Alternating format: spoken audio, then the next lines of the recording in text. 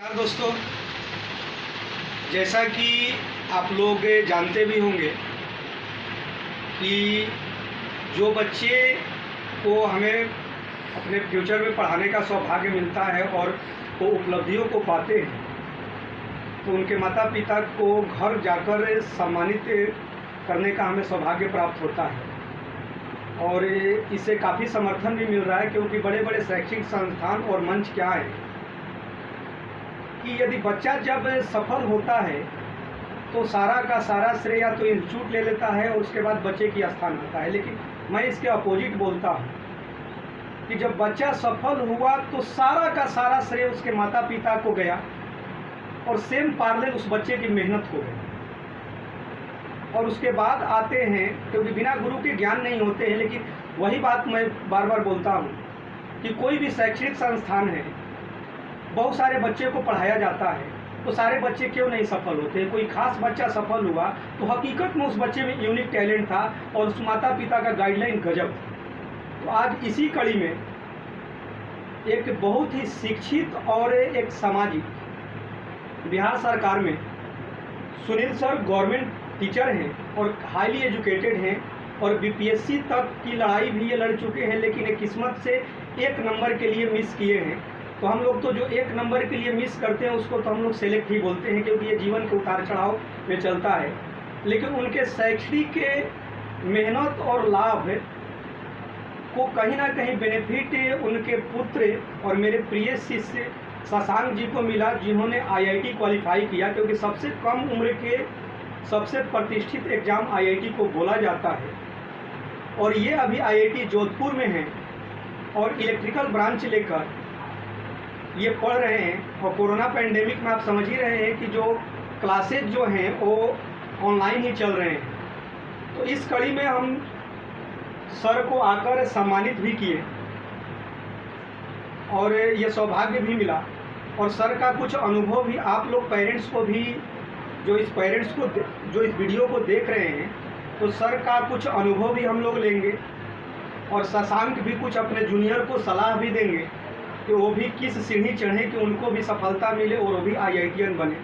ऐसे अभी शशांक की भूख ख़त्म नहीं है, आईआईटी के बाद भी इनके सपने अभी बहुत बड़े हैं और जीवन में ये बहुत बड़ी बुलंदियों को ये पाएंगे। तो सर पहले नमस्कार आपको। नमस्कार सर। नमस्कार सर, पहला प्रश्न मेरा एक अभिभावक के रूप में, क्योंकि आपका बच्चा तो उस प्रतिष्ठित पेपर को निकाला जो एक सामाजिक प्रतिष्ठा के रूप में आईआईटी को जोड़ा जाता है, क्योंकि सबसे कम उम्र का सबसे बड़ा कंपटीशन है। और एक एज के बाद हम लोग बोलते हैं कि यूपीएससी मतलब भारत की प्रतिष्ठित पेपर में, लेकिन यंग एज में हम लोग आईआईटी को एक प्रतिष्ठित पेपर बोलते हैं। तो सर, जैसे मैंने एक कॉलम पढ़ा था एक अखबार का, चेतन भगत सर का, उसमें आपका भी मैं राय लेना चाहूँगा और बहुत सारे पेरेंट्स का भी मैं राय लेता हूँ कि कहीं ना कहीं, क्योंकि खुद एक आप प्रतिष्ठित शिक्षक भी जो बिहार सरकार में आप वैसे ग्रामीण परिवेश के बच्चों को सेवा दे रहे हैं, और आपने एक अपने स्टूडेंट की भी अभी स्टोरी हम मेरे से जिक्र किया कि वो लड़की कहीं ना कहीं आने वाले समय में बुलंदियों को भी पाएगी। तो सर, जैसे हम लोग भी पढ़ते थे या आप स्टूडेंट लाइफ में रहे हैं, जब टेक्नोलॉजी उतने हावी नहीं थे, तो जब भी टीचर हम लोगों को होमवर्क देते थे तो उस क्वेश्चन पर हम लोग काफ़ी देर तक समय देते थे। क्वेश्चन बने या ना बने वो अलग विषय, उसको 1 घंटा 2 घंटा तक हम लोग या 3 घंटा तक या काफ़ी देर तक एग्जाम्पल देखना इधर उधर, मतलब हम लोग उस क्वेश्चन को ट्राई करते थे। बन जाता था तो काफ़ी खुशी होता है। आज के मैक्सिमम बच्चे को देखा जाए, मतलब जो सक्सेस करियर शशांक उस एग्जाम्पल में नहीं है, क्योंकि वो तो आईआईटी वाले लड़के तो उस टाइप का ब्रेन है, उस क्वेश्चन पर समय दिए तभी वो आईआईटी की।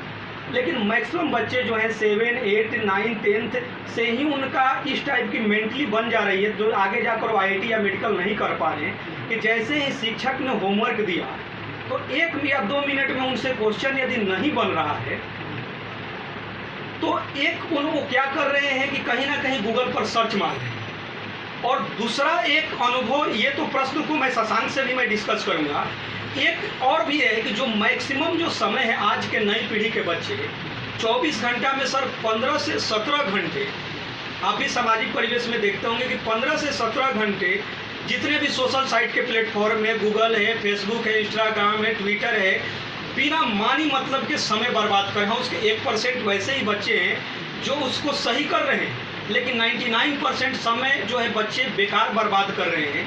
तो एक अभिभावक के रूप में उन बच्चों को क्या संदेश देंगे, या उन अभिभावकों तक कि वो भी अपने बच्चे को कैसे पाले पोसे कि वो भी शशांक या इनके जैसे जो भी बच्चे एक रोल मॉडल बने हैं और वहाँ तक पहुँचे हैं, तो एक पेरेंट्स के रूप में सर उन्हें संदेश देते हैं। एक पेरेंट्स के रूप में मैं संदेश यही देना चाहूँगा कि जो बच्चे तैयारी कर रहे हैं उन बच्चों को कम से कम एंड्रॉयड सेट या जो भी है सोशल मीडिया पर इस पर अपना हल निकाले, हल खोजे, लेकिन कम से कम उसको फिजिकल वर्क या जो मैथ या कोई विषय है उनको कम से कम मेहनत करके अपने, अगर मान लीजिए सोशल साइट पर 17 घंटा जैसे सर ने बताया 16 घंटा ये सब रहते हैं, तो उनको कम से कम 10 घंटा या 8 घंटा कम से कम अपना बुक पर ध्यान देना होगा। उसके बाद वो सोशल साइट उनको मार्गदर्शन करेगा। आजकल के बच्चे हैं कि सोशल साइट खोलकर तुरंत उसका रिजल्ट देख लेते हैं, जो कि उनके माइंड को डेवलप उतना नहीं कर पाता।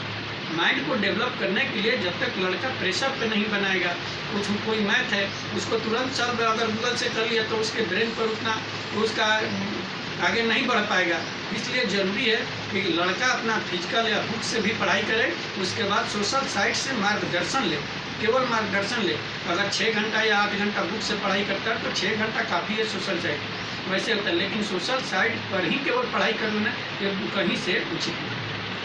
एक सर शशांक जी, एक आपका सवाल, उसके बाद सर से मैं बात करूंगा कि ये बताइए कि आप अपने जूनियर के लिए एक संदेश, एक सफलता का मंत्र और जो चीज़ है एज ए स्टूडेंट, जैसे सर ने एक अपने अनुभव को शेयर किया कि जैसे आपके साथ बहुत सारे आपके दोस्त पढ़ते हो, लेकिन उसमें मैक्सिमम दोस्त ने आईआईटी नहीं किया, लेकिन आपने आईआईटी किया। ऐसा नहीं था कि उसमें कुछ बच्चों का ब्रेन नहीं हो, तो कहीं ना कहीं और मैंने तेज बच्चों या जो एवरेज भी बच्चे हैं उसमें भी क्या है कि क्योंकि ये अब हर घर में ग्रामीण परिवेश हो या कोई भी हो, अब मोबाइल हर बच्चे के पास है, क्योंकि अब माता पिता को उस उद्देश्य से वो मांग रहे हैं क्योंकि उसकी ज़रूरत हो गई है मोबाइल लैपटॉप, उसको एजुकेशन से जोड़ सकते हैं। तो माता पिता तो उस पैसे को एजुकेशन के तहत खर्च किए, लेकिन वो कहीं ना कहीं सेल्फ स्टडी का वो गलत रास्ता अपनाया, जो कि सर ने भी जिक्र किया कि ब्रेन डेवलप का।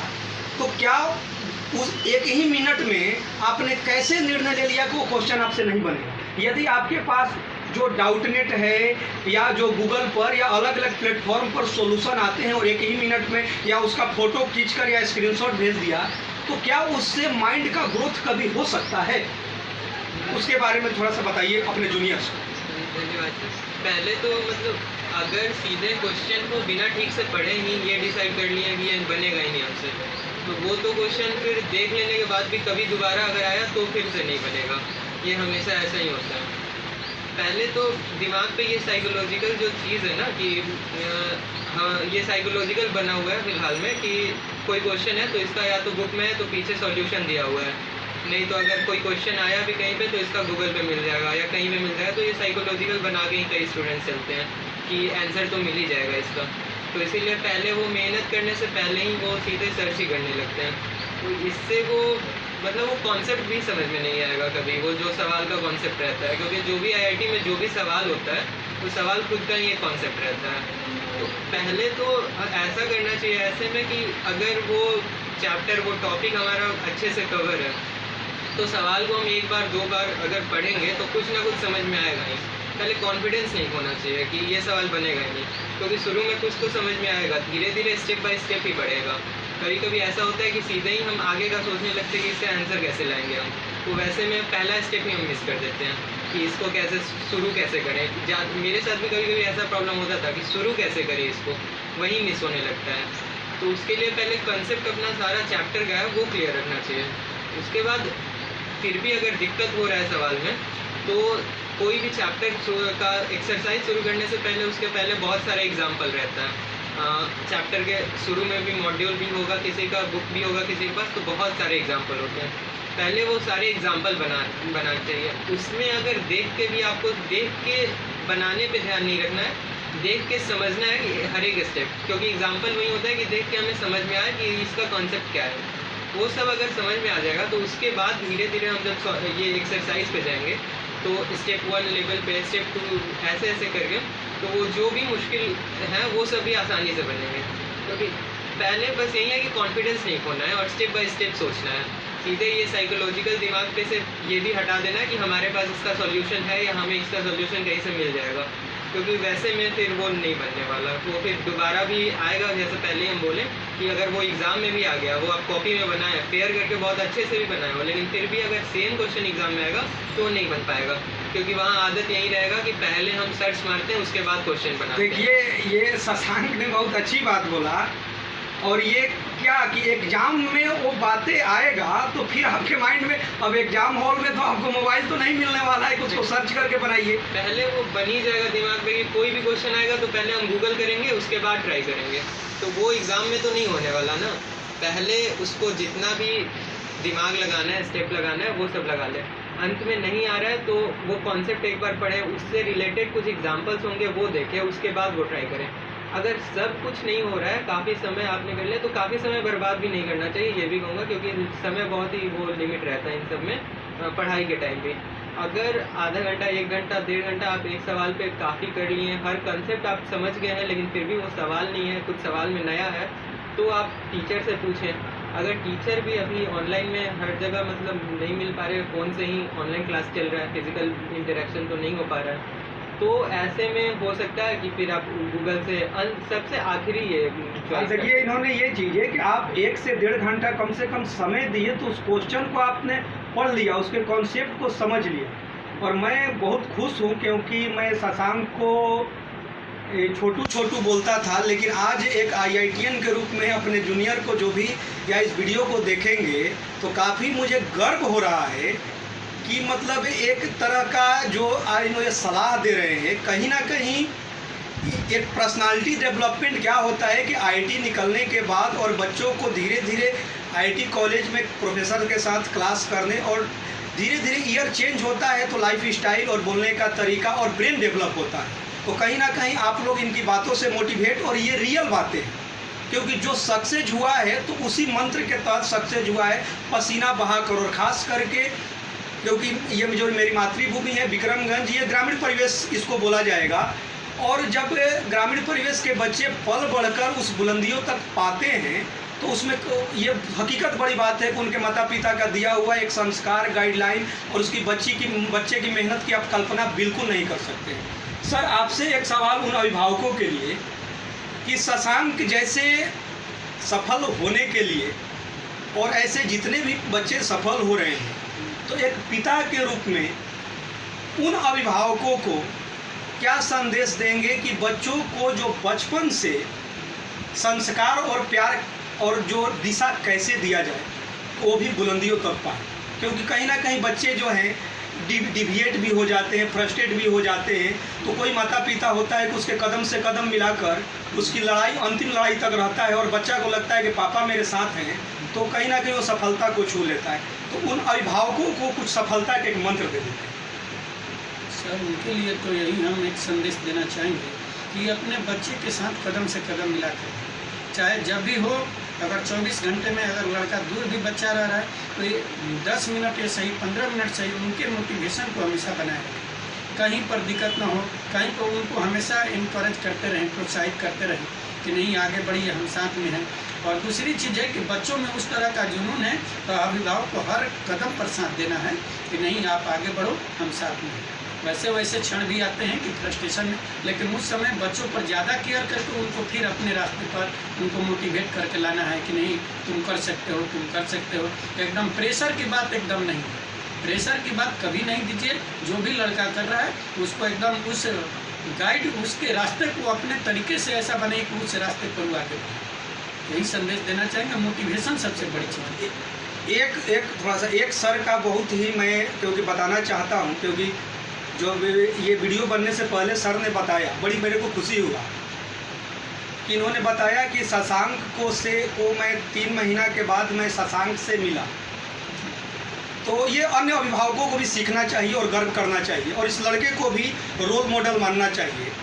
ये इतने अपने पढ़ाई में लीन हो चुका था कि अब आपसे मैं क्या कहूँ, ये इमोशनल बातें हैं कि अपने शर्ट का जो ये था इसके नीचे और फटा था और टेप लगाकर ये मतलब कि जा रहा था, तो सेलो टेप लगाकर ये आपको मतलब एक इंस्पिरेशन, मतलब इसको आप अब इसकी क्या, इसको शब्दों में आप कल्पना नहीं कर सकते हैं। और हकीकत है कि वैसे बच्चे को ईश्वर भी साथ देते हैं, माता रानी की कृपा भी रहती है और रिजल्ट निकालते हैं।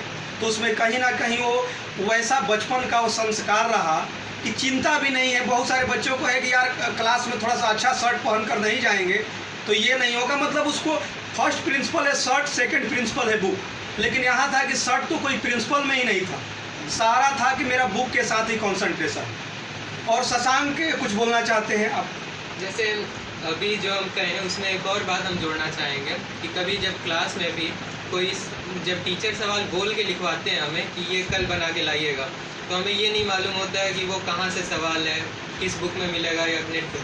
तो हम पूरा मतलब हमें साइकोलॉजिकली ये पता होता है कि इसका आंसर हमारे पास नहीं है, तो हम पूरा ध्यान लगाते हैं। और मैक्सिमम होता है, आप लोगों को भी एक्सपीरियंस होगा कि बहुत सारे बच्चे बना के लाते हैं और सब खुद के मेथड से बना के लाते हैं। लेकिन वहीं अगर क्लास में टीचर कोई बोल दे कि ये चैप्टर का ये क्वेश्चन नंबर बना के लाना, तो मैक्सिमम होता है कि आधे से ज़्यादा बच्चे उसका पीछे से सॉल्यूशन देख के बिना कोशिश किए छाप के ही ला देंगे।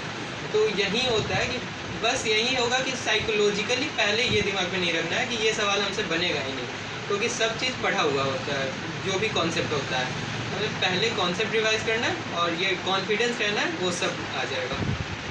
एक अपने जूनियर को, क्योंकि आप लोग भी जब हम लोगों के सानिध्य पढ़ रहे थे तो कहीं ना कहीं उसी समय दिखाई देता था कि ये लड़का, क्योंकि अभिभावक को भी दिखाई देता है, टीचर को भी दिखाई दे देता है कि इसमें दम है। तो आप उन जूनियर्स को क्या अपने सलाह देना चाहेंगे?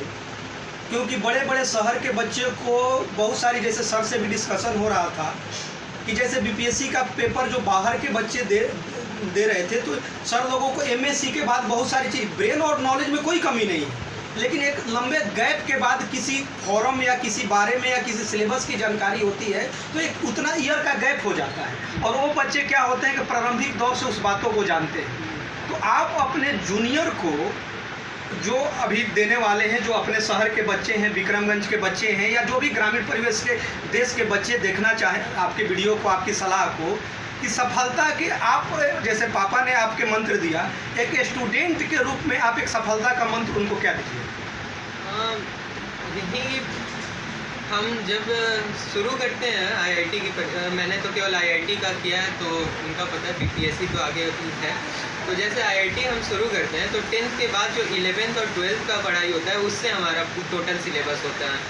कई बार हम देखें स्टूडेंट जो होते हैं जो शुरू में ही 11th में आते हैं, तो जो शुरू होता है चैप्टर होता है, वेक्टर होता है, काइनेमेटिक्स आया, उसी में वो हिम्मत खोने लगते हैं कि हमसे वो यही मानने लगते हैं कि हमसे नहीं हो पाएगा वो। और वो कई बार ये भी होता है कि घर से अलग रहते हैं, घर से दूर रहते हैं, तो या तो वो भटक जाते हैं या फिर ये मतलब आलस करने लगते हैं, क्लास छोड़ने लगते हैं।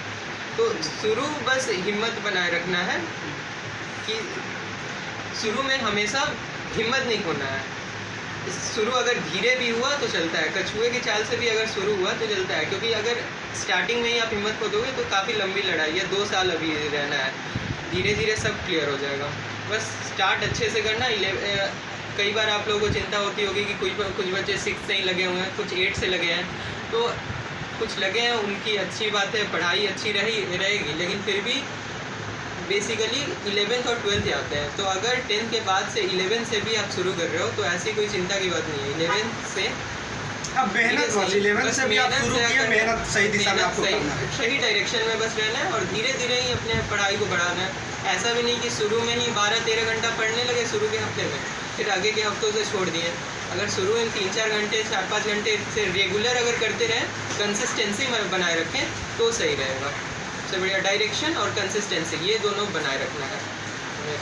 चलिए दोस्तों, आपने सर का भी सलाह को आपने देखा और मेरे प्रिय शिष्य शशांक को, और काफ़ी गर्व होता है जब ग्रामीण क्षेत्र के बच्चे आईआईटी जैसे कॉलेज में पहुंचते हैं और जिन्हें पढ़ाने का सौभाग्य मिलता है। और सबसे बड़ी बात लास्ट में वही कि और लास्ट में वही मैं बोलता हूं कि अन्य शिक्षकों और अन्य कोचिंग संस्थानों के लिए कि आप लोग माता पिता को विलुप्त न होने दीजिए, सार्वजनिक मंच पर उन्हें बुलाइए आप देखिए सैनिक स्कूल के जब बच्चे एनडीए करते हैं तो माता पिता को सम्मानित कराया जाता है, क्योंकि सारा का सारा श्रेय माता पिता को और उस बच्चे की मेहनत को होता है। लेकिन हमको दुख होता है कि माता पिता को सीधे विलुप्त कर दिया जाता है।